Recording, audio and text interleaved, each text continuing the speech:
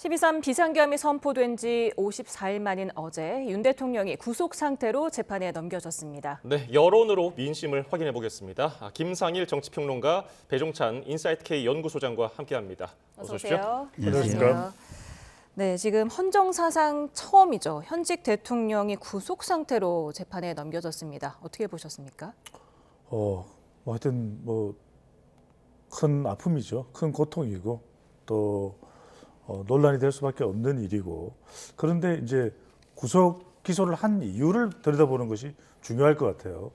왜냐하면은 이미 이제 구속 기간 연장에 대해서는 신청에 재신청까지 했지만 불허가 됐거든요.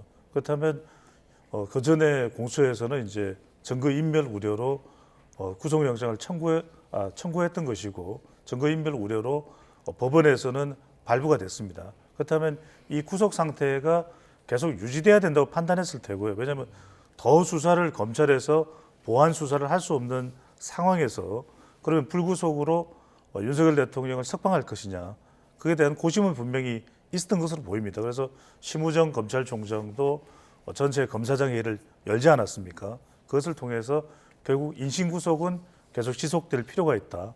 일단 1차적으로 이렇게 되면 구속 기소하게 되면 2달간 유지됩니다. 예. 그렇다면 수사가 더 되고 안 되고를 떠나서 일단 인신구속이 필요하다고 판단한 것으로 보입니다. 예, 평론가께서는 검찰이 네. 구속을 계속해서 유지한 거 왜 그렇다고 보십니까? 그렇게 안 할 수가 없죠. 이 사안의 엄중함을 따져본다면 비상계엄이 불법이라는 겁니다. 근데 이 사안을 가볍게 다룬다. 그러면은 향후에 권력자나 대통령들이 비상계엄을 얼마나 쉽게 생각하겠습니까? 그러니까 법이라는 거는 교훈적인 그 어떤 의미가 굉장히 큰 거예요. 근데 이렇게 엄중한 사안을 가볍게 다뤘을 때에 그 후세대에 미치는 영향은 어마어마하게 됩니다. 그렇기 때문에 이거는 당연히 굉장히 엄중하게 바라보고 가볍게 여기지 않고서 처리를 할 수 있는 방향으로 계속해서 법원은 처리를 할 겁니다. 그런 의미에서 볼 때 이 정도의 엄중한 범죄 혐의에 대한 구속 수사는 너무 당연한 겁니다. 일단 지금 대통령 신문 조서를 한 장도 없이 대면 조사를 한 번도 못한 채로 검찰이 지금 기소를 했잖아요. 그래도 유죄를 증명할 자신이 있다는 거죠? 글쎄요, 이제 그거는 이제 앞으로 기소가 됐으니까 재판이 이제 진행되는 1심 선고까지 최대 이제 유지가 될 수 있는 것이기 때문에 지켜봐야 되겠죠. 근데 그렇게 보는 가장 큰 이유는 공수처에서 수사를 진행을 했습니다만 사실 윤석열 대통령에 대한 수사는 본격화되지 못했죠.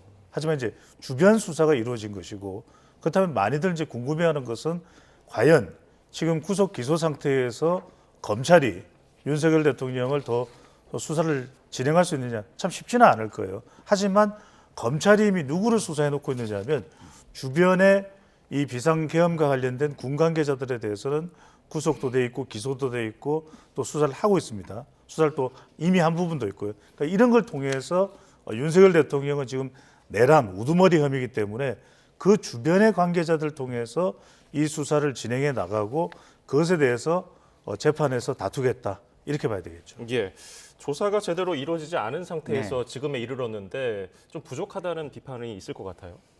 근데 본인의 행위와 관련해서는 수사를 제대로 못한 거죠. 그렇지만 본인이 그 이전에 누구와 대화를 했다면 그 대화와 발언에 대해서는 이미 수사가 됐다고 볼 수 있는 겁니다.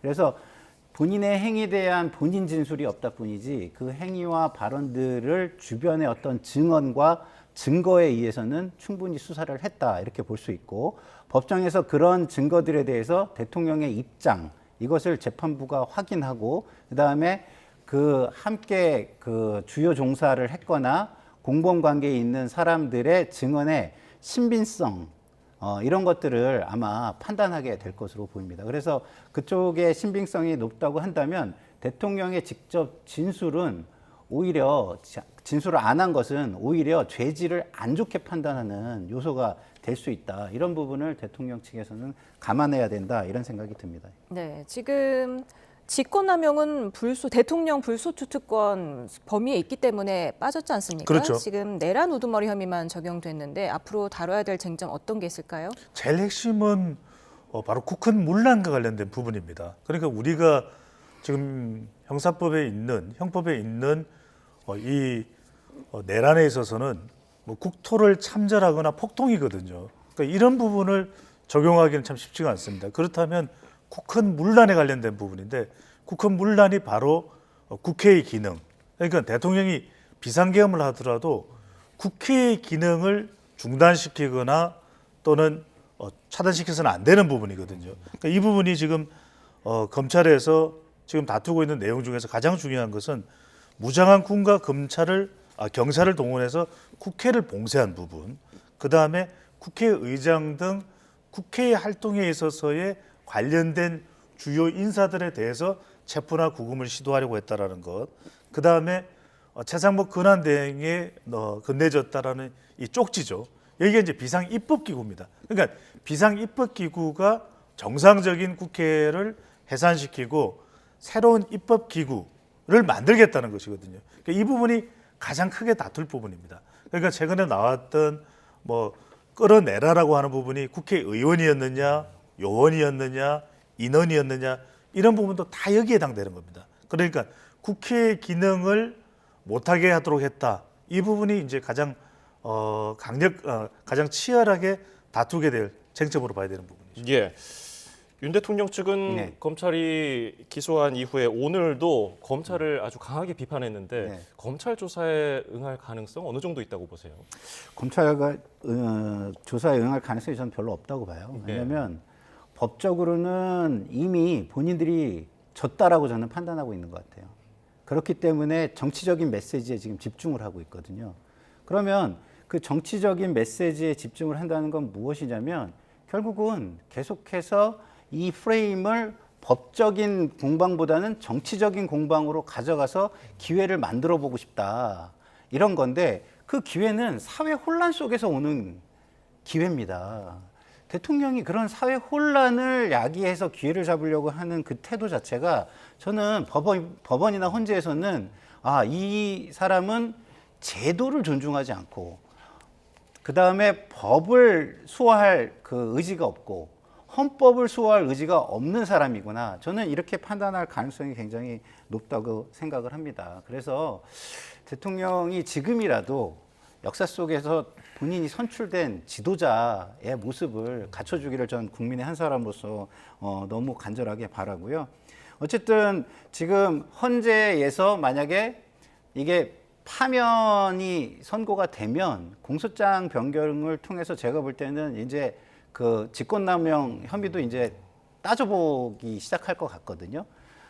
그러면 그런 여러 가지를 생각할 때 대통령은 지금 법리적인 부분에 대해서 좀 더 집중을 하고 이런 모습을 보여줬으면 좋겠는데 그런 부분에 대해서는 전혀 신경을 안 쓰고 계속 그 여야 정쟁으로 모든 것을 가져가 보려고 하는 의도로 읽혀서 참 안타깝다 이런 말씀을 드리고 싶습니다. 이제 대통령의 태도는 분명한 것은 대통령의 변호인단도 마찬가지고 공수처는 수사권이 없다 이렇게 이제 보고 있는 거예요. 실제로도 내란을 수사할 수 있는 것은 이제 경찰만 수사할 권한이 있는 겁니다. 그러니까 이제 공수처가 직권 남용의 연장선상에서 내란 혐의까지 이제 수사를 하면서 진행을 하게 된 것이고 사실상 또 경찰로부터 이첩을 받아서 그러니까 공수처라고 하는 것은 경찰이든 검찰이든 이첩해 이러면 공수처로 고위공직자에 대해서는 이첩을 해야 됩니다. 그러다 보니까 이제 진행을 했는데 정작 두 분 앵커도 또 김상일 평론가도 아시겠지만은 정작 체포 영장이 진행되는 과정에서도 응하지 않았던 이유를 수사권이 없다. 그리고 체포가 돼서 공수처로 구인이 되어 왔을 때도 계속해서 수사권이 없으니까 나는 진술을 거부한다. 이렇게 됐던 것이거든요. 그렇다면 지금 검찰의 경우에는 아예 수사 자체를 검찰이 원하더라도 할 수가 없는 상황이거든요. 그렇다면 그것은 윤석열 대통령의 선택이 아니라 지금의 검찰에서는 기소권만 있기 때문에 할 수가 없는 것이고 이게 이제 우리가 말하는 왜 검수완박 이 수사권과 기소권을 완전히 분리함으로써 실제로는 검찰이 지금 수사를 좀 더 보완을 하는 것이 맞을 겁니다. 논리적으로는 그렇게 하는 것이 맞을 것인데 그렇게 법상으로 안 되는 상황이고 그렇다면 윤석열 대통령은 헌재를 선택과 집중으로 가져가겠죠. 그러니까 헌재에 직접 계속해서 나와서 직접 변론을 하고 있거든요. 그다음에 이것이 또 여론으로도 연결되기 때문에 윤석열 대통령은 수사 쪽보다는 헌법재판소 쪽을 더 우선적으로 선택하고 있는 것으로 보입니다. 네, 지금 근데 그거 저런 관련해서요. 게 사실은 네. 이제 법 기술인 거예요. 법 기술. 근데 법만 있는 게 아니라 법리라는 것도 존재를 하거든요. 근데 범죄가 있습니다. 근데 명확한 법이 없어요. 근데 이 범죄가 너무 중요한데 사회 정의를 위해서 해야 돼요. 그럼 방법을 찾아야겠죠. 근데 그 방법을 찾는 게 법리를 찾는 겁니다.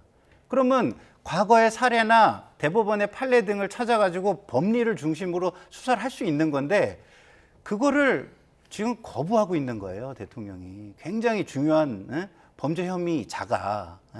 그런 것은 저는 맞지 않다고 생각하고 일단은 법원에서는 법리적으로는 할 수 있다고 판단한 것으로 저는 보입니다. 일단 윤 대통령은 이거 수사권 관련해서 또 오늘 입장문을 냈습니다. 네. 독수 독과. 네. 독이 있는 나무에는 독이 있는 열매가 맺힐 뿐. 네. 그러면서 위법하게 수집된 증거에 대해서는 그로 인해 파생된 증거 역시 위법하다. 이런 입장인 것 같아요. 그러니까 이게 계속 여론을 호도하고 정쟁화하려는 시도라고 저는 보는 게 그런 주장은 그 제도와 절차에 맞춰가지고 법원에다 그런 주장을 내면 돼요. 메시지를 낼 게 아니라. 그러면은 지금 법원에 그런 주장은 또 대통령이 안 했느냐 계속해서 이의 제기를 했잖아요. 근데 법원이 그렇지 않다는 판단을 한 것도 있고 그다음에 그 수사기간, 구속기간 연장과 관련해서는 그렇다고 판단해 준 것도 있습니다. 그러면은 그렇다고 판단해 준 것은 따르면서 그렇지 않다고 판단한 거에서는 따르지 않겠다고 하는 게 말이 됩니까? 그러면은 법원이 구속 연장을 하지 않은 거에 대해서 온 국민이 또 저항을 하면은 그거에 대해서는 본인들은 어떻게 감당을 하겠다는 겁니까? 그래서 대통령은 선택적으로 저항하는 모습과 수용하는 모습, 환영하는 모습 이런 것을 보일 게 아니라 법원에 문제가 있다면 이런 부분에서 만약에 독수독과적인 문제가 있다면 법원에다 독수독과에 대한 부분을 신청을 해가지고 이의 신청을 해가지고 받아내거나 아니면 하급심의 선고를 상급심으로 가져가서 심판을 받는 방식으로 해야 된다. 자꾸 이런 식으로 여론을 선동해서 사회를 분열시키고 국가를 분열시켜서 국가를 어려움 속으로 가져가는 것은 대통령의 역할이 아니다. 지도자의 모습이 아니다. 덕목이 아니다. 이런 말씀을 드립니다. 예. 그러니까 방금 전에 앵커께서 말씀하셨던 대로 이제 대통령이나 대통령 측에서도 방어권을 확보하기 위해서 이 보석을 청구하거나 또는 집행정지, 이 공소기각에 대한 집행정지에 대한 부분을 또 청구를 할 시도는 할 겁니다. 근데 중요한 건 방금 전에 김상일 평론가 말씀하신 그런 부분에 대한 타당성 또는 윤석열 대통령이나 윤석열 대통령 측에서 주장하고 있는 것에 대해서 여론 또는 지지층들이 어떻게 받아들이냐가 중요한데 한 가지 우리가 좀 주목해야 되는 부분은 8년 전도 성격은 다릅니다만 똑같은 탄핵 사항이었거든요. 근데 그때는 이렇게 대통령이나 대통령의 변호인단 측에서 주장하는 내용이 잘 여론으로 전달이 안 돼서요. 지지층으로. 근데 지금은 그게 지지층으로 그대로 전달되고 있다는 겁니다. 그러니까 적어도 윤석열 대통령 지지층 또 보수층 국민의힘 지지층에서는 이런 대통령의 주장이나 대통령 변호인단에서 설명하고 있는 것이 상당히 설득력 있게 전달이 되고 있다는 것도 우리가 주목해 볼 필요가 있어 보입니다. 예. 평론가께서는 어떻게 보세요? 보석 청구 가능성도 지금 나오고 있고 그리고 또 아예 검찰의 공소 기각을 요구할 가능성도 예측이 되거든요. 그러니까 지금 처음에도 제가 말씀을 드렸지만 이 사안의 엄중함이라는 게 있어요. 만약에 대통령이 공소를 기각 신청해가지고 받아들여진다. 그러면 이 사안의 엄중함에 대한 역사는 굉장히 나쁜 선례를 남기게 되는 거예요. 법원은 그런 선례를 남길 수가 없을 겁니다. 이 사안은 굉장히 엄중하게 다뤄줘야 된다고 생각을 할 거예요. 왜? 사안이 너무 엄중하기 때문이에요. 우리가 지금 국민의힘이나 여권에서 민주당의 탄핵을 비판할 때 가장 비판하는 요소가 뭡니까? 탄핵이라는 굉장히 엄중한 제도를 가볍게 사용한다라는 거잖아요. 그럼 비판받아 마땅해요. 근데 비판을 하고 난 다음에 이걸 법적으로 또 따져가지고 문제를 삼을 수 있는 법이 없기 때문에 못하고 있는 것뿐입니다. 근데 대통령의 이 사안은 탄핵보다도 훨씬 더 엄중한 사안이에요. 근데 법원에서 이거를 그렇지 않게 다루는 모습을 보인다.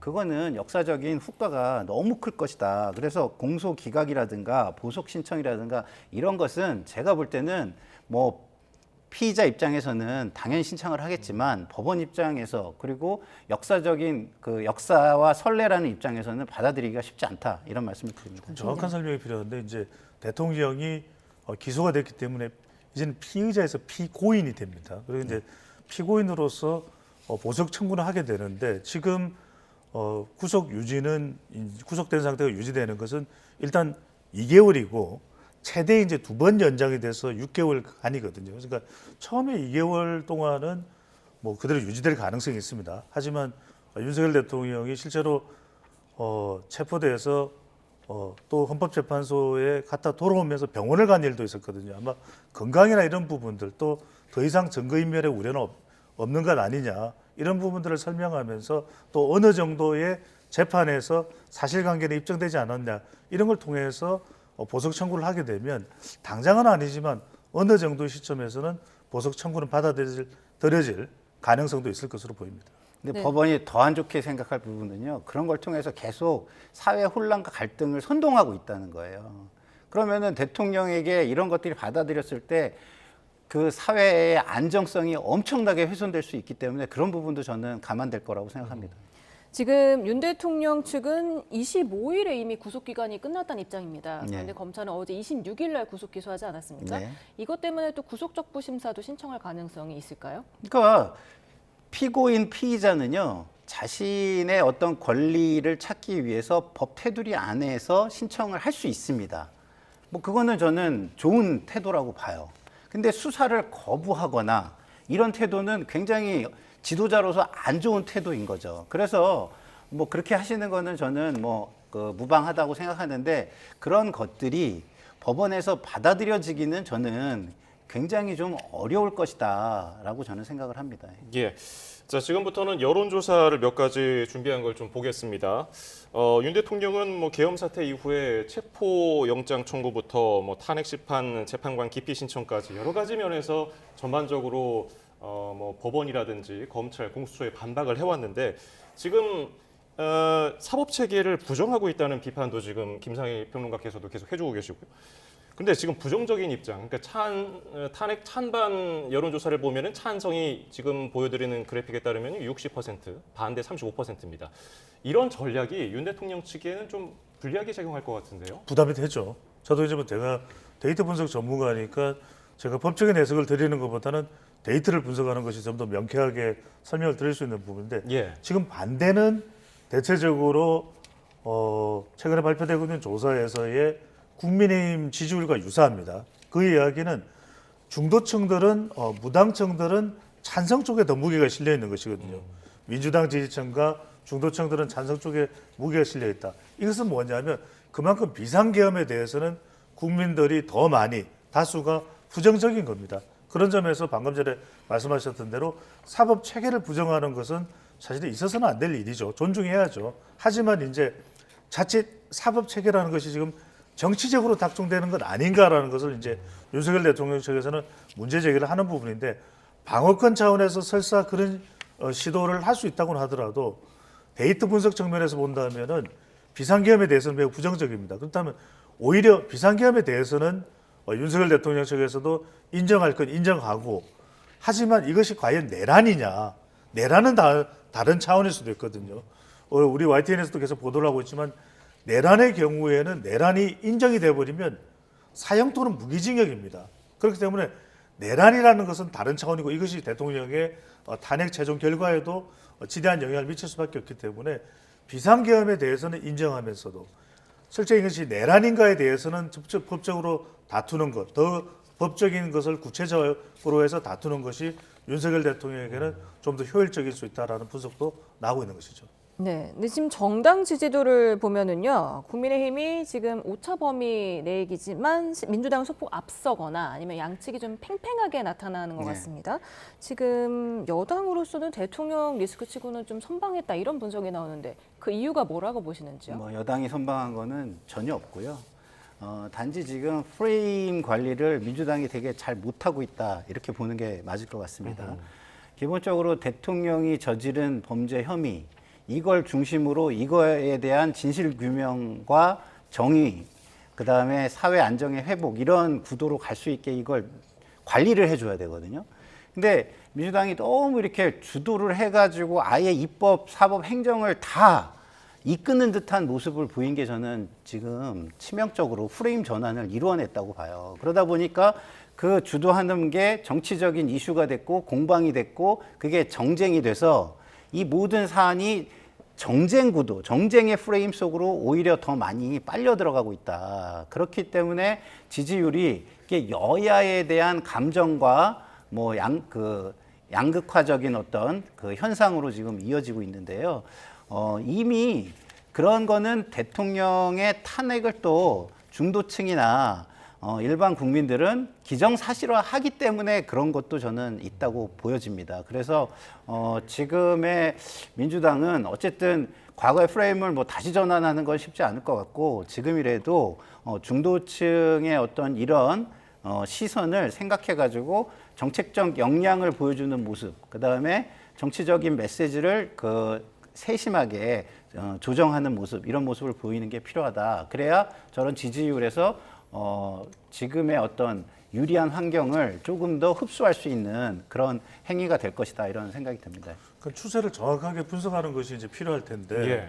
먼저 이제 리얼미터와 에너지 경제 신문의 조사를 먼저 보여주시면 이 조사에서는 국민의힘이 오차 범위 내 더불어민주당을 앞서는 결과가 나오고 있죠. 근데 탄핵 정국이라면 불과 또 한 달 뭐 전만 하더라도 민주당이 앞서는 결과였거든요. 탄핵 정국에서. 예. 그렇다면은 이런 상황이 된 것은 결국 국민의힘이 보수층이 결집한 것이고 이재명 대표에 대한 포비아, 이재명 안 돼 하는 이 정서가 기저에 또 영향을 미친 것이고 그런데 이 그래프를 계속 보고 계시면 직전 조사는 7.5%포인트 차이였는데 좁혀졌어요.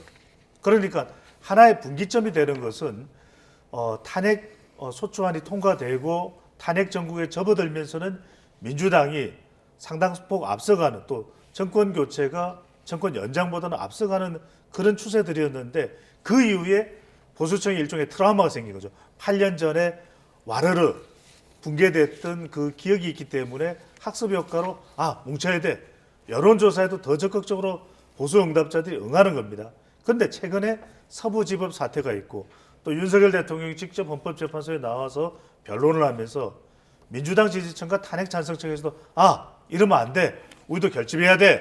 이런 현상이 이제 추가적으로 아주 최근에는 나타나기 시작했다는 거예요. 그래서 리얼미터 조사에서는 그 격차가 방금 전에 소개해드린 그 격차에서는 직전 조사보다 더 좁혀졌어요. 예. 그리고 SBS 조사를 보여주실까요? SBS와 입소서 조사 결과를 보여주면 그 추세가 이제는 또 접전 똑같아진 거예요. 예. 39대 39. 이제는 말 그대로 어금버금 서로가 엎치락 뒤치락 하는 상황이 벌어질 겁니다. 그러니까 8년 전에 제가 늘 방송에서도 다른 방송에서도 많이 말씀드립니다. 8년 전이 진영 간 골이 500m였다면 지금은 5만 미터다. 지금은 완전히 총결집을 여론에서도 하고 있는 상황이거든요. 그 현상이 이제부터는 더 격렬하게 벌어진다라고 보면 되겠습니다. 예, 저희도 YTN이 의뢰한 차기 대선 결과를 물은 조사에서는 또 정권 교체 쪽 응답이 높은 곳도 있었고 접전을 보이는 곳도 있었습니다. 이 데이터는 어떻게 분석하고 계세요? 그러니까 정권 교체가 높은 게 너무 당연하죠. 왜냐하면 대선은 이전 정권에 대한 심판적 요소가 상당히 존재하는 거예요. 그게 100%는 아니라고 하더라도 50% 이상은 그것이 굉장히 중요한 요소로 작용해야 맞는 거 아니겠습니까? 그런데 그런 상황 속에서 차이가 근소하게 나거나 접전이 되거나 이게 오히려 문제인 것이죠. 그것은 왜 그러냐면 자, 지금까지는 그 보다 힘이 크고 우리에게 영향을 많이 미치는, 우리 삶에 영향을 많이 미치고 미래에 영향을 많이 미치는 집권 세력과 윤석열 대통령에 대한 심판, 견제, 감시 이런 게 많이 작동을 했을 거예요. 예. 근데 윤석열 대통령이 해소가 되고 나면은 그 다음에 힘이 어디로 갈까, 미래의 힘이 어디로 갈까라고 생각을 하고 그 미래의 힘에 대한 비판, 견제, 감시, 그 다음에 심판이 이루어지는 거 아니겠습니까? 예. 그렇게 볼 때 지금은 민주당의 이재명 대표에 대해서 비판과 감시와 심판으로 이루어질 가능성이 굉장히 높다. 그렇다고 한다면 민주당에서는 일단 기본적으로 정치적인 소신과 방향성, 비전 이거를 제대로 보여줘야 되고 두 번째는 도덕적인 어떤 그 모범 이런 것도 보여줘야 돼요. 이게 이제 1번에 해당하는 정치 1번에 해당하는 신뢰입니다. 신뢰, 국민의 신뢰. 두 번째는 뭐가 필요하냐면 국정 운영의 어떤 안정성이라든가 그다음에 정책을 잘 운영할 것 같다는 역량에 대한 신뢰 이런 게 필요하거든요. 그래서 두 번째는 역량을 보여줘야 되는 게 필요한데 그런 부분에 있어서 아직까지는 민주당이 뭔가 방향을 조금 잘못 잡고 오히려 정쟁적인 요소에 너무 집중해 왔다. 그러니 저 상황 자체가 오히려 양쪽 진영이 결집하고 중도층이나 무당층은 아예 여론조사에 임하지 않고 빠져버리는 현상을 가속화시킨 거 아닌가 이런 생각이 듭니다.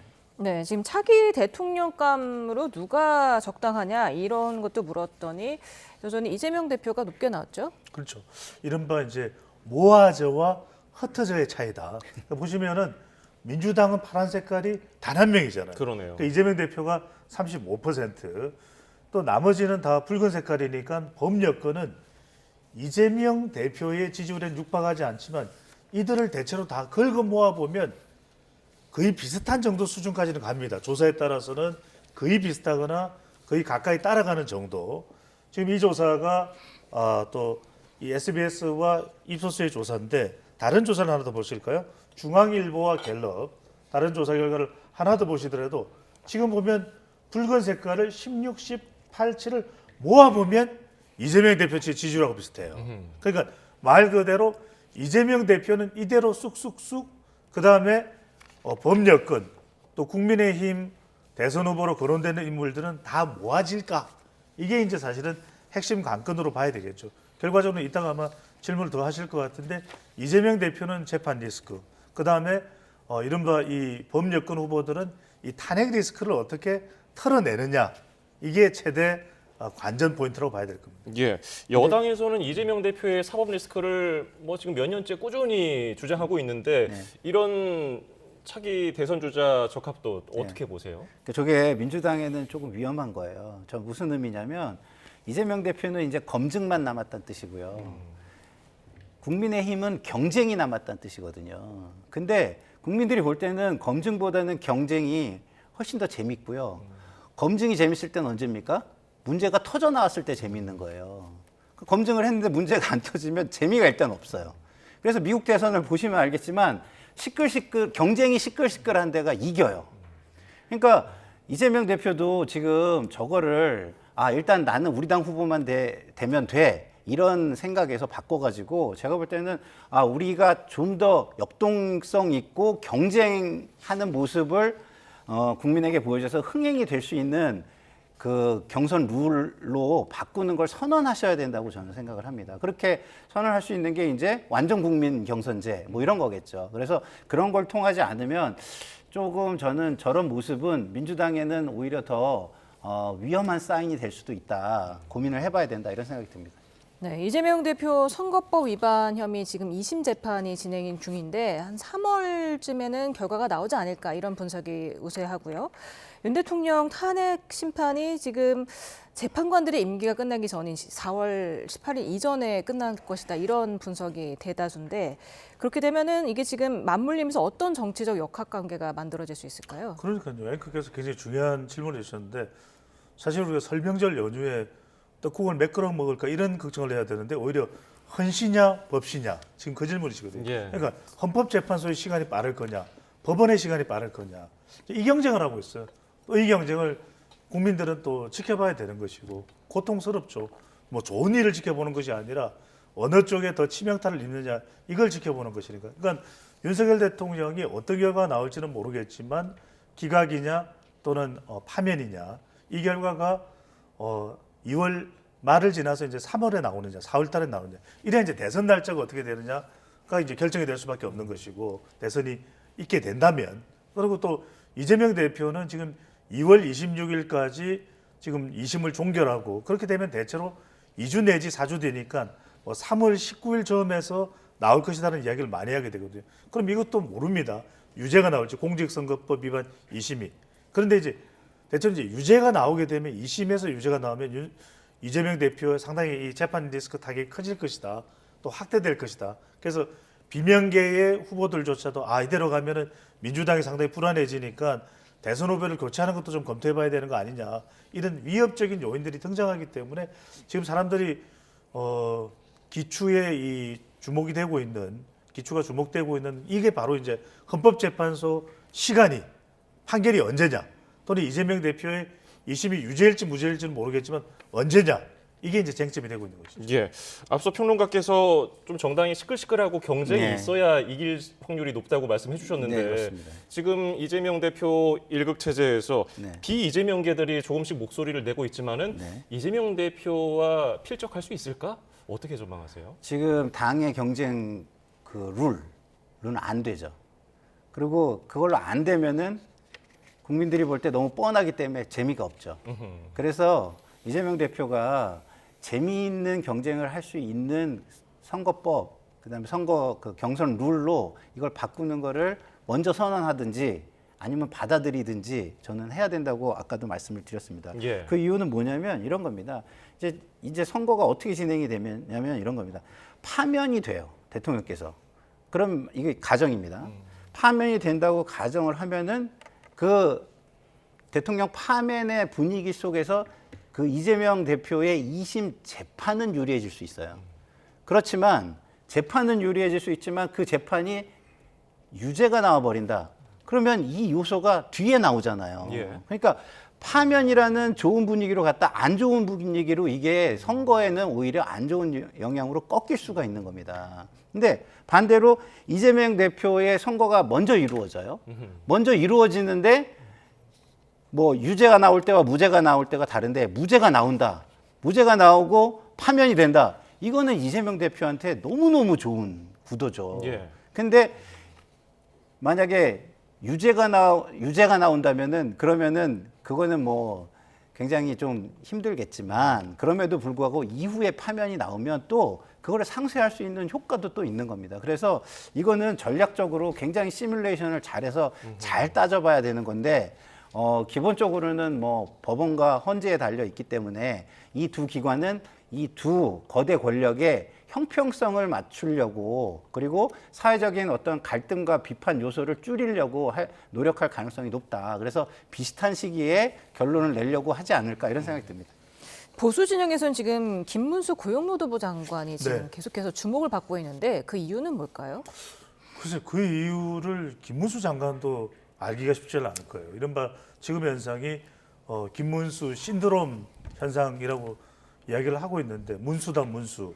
근데 이건 어디까지나 김문수 장관이 이끌어낸 것보다는 물론 뭐 국무위원들이 한덕수 총리까지 다 일어서서 비상계엄 사태에 대해서 반성할 때 앉아서 있었던 뭐 그 뻣뻣 문수가 작동했다 이런 분석도 나옵니다만 그것보다는 지금의 지형이죠. 그러니까 이것을 김 장관이 만들어냈다고 하면 지금 지형에서는 윤석열 대통령의 이미지를 상징적으로 보일 수 있는 인물. 또 하나는 반민주당, 또 반이재명. 이 이재명 대표의 가장 대립각에 서 있는 인물이 누구냐? 그 인물이 지금 보수 지지층 내에서는, 국민의힘 지지층 내에서는, 대구 경북에서는 이제 김문수 장관으로 평가를 받는 것이거든요. 그러니까 이거는 이 지형이기 때문에 이 지형이 지속된다면 이 상태로 계속 유지될 수 있는 것이고 이 지형이 지속되지 않는다면 김문수 장관은 본인의 의지와는 상관없이 지금 만들어져 있기 때문에 달라질 수도 있게 될 겁니다. 예. 여당 입장에서도 고민이 많을 것 같은데 좀 강성 이미지가 있단 말이죠. 그쵸. 김문수 장관의 저런 약진 어떻게 보세요? 저거는 아까도 제가 말씀드렸지만 중도층하고 무당층은 아예 여론조사 자체에 응하지 않고 있다는 걸 전 단적으로 보여주고 있는 거라고 봐요.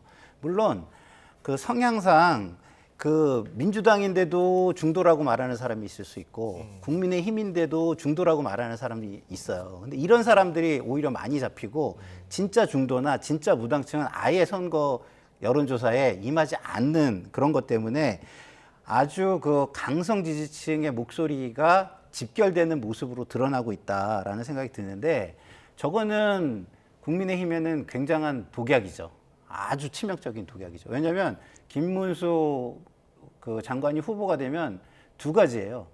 진영 확장성이 없어요. 첫 번째. 너무 정광훈 목사 중심의 그 극우적인 사람들 중심으로 환호하고 있는 모습이 있기 때문에 거기에 데일까봐, 그 불에 데일까봐 조금 거기에서 멀리 떨어지려고 아마 중도나 이런 데는 그럴 것이고요. 그 다음에 지역 확장성이 또 없어요. 여론조사 꼼꼼히 살펴보면 TK 중심이나 특정 지역 중심으로 너무 그 지지도가 높습니다. 그래서 진영 확장성, 지역 확장성이 없는 김문수 후보가 만약에 된다면 그거는 뭐 이재명 대표가 고민하는 부분을 반대당, 상대당에서 알아서 해결해 주는 결과다 이런 생각이 듭니다. 네, 지금까지 김상일 정치평론가 배종찬 인사이트K 연구소장과 말씀 나눠봤습니다. 감사합니다. 고맙습니다. 고맙습니다.